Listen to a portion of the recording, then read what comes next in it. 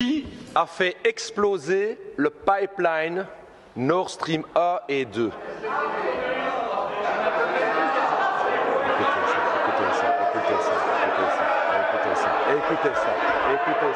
Écoutez ça. Pour l'ensemble des gens qui nous écoutent, personne dans ce Parlement n'a osé poser une seule question sur le sujet.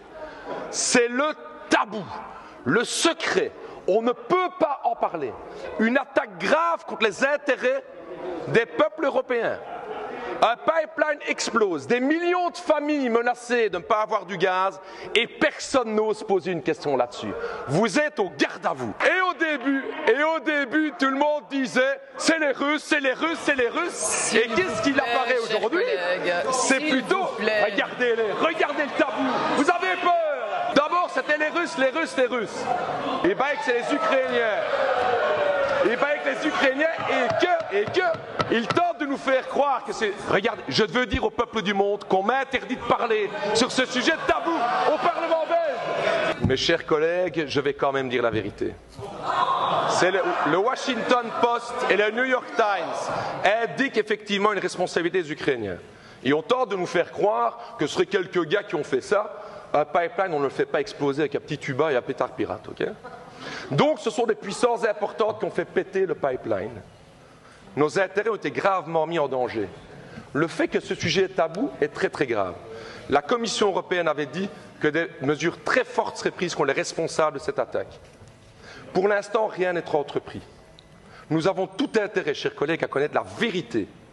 Nos services ici aujourd'hui, et je voudrais vous poser la question, Madame la Ministre.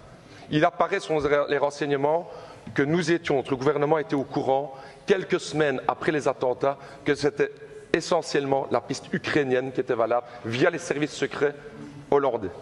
Je voulais vous savoir, est-ce que le gouvernement était au courant et est-ce que vous avez consciemment gardé cette information pour vous pendant des mois? Le risque de désinformation est en effet très réel dans le contexte de guerre que nous connaissons. Aussi, vous comprendrez, pour des raisons évidentes de sécurité, que le gouvernement ne puisse pas communiquer plus avant sur le travail des renseignements belges, ni sur leurs contacts avec des services partenaires étrangers. Vous avez raison de souligner le grand danger de désinformation.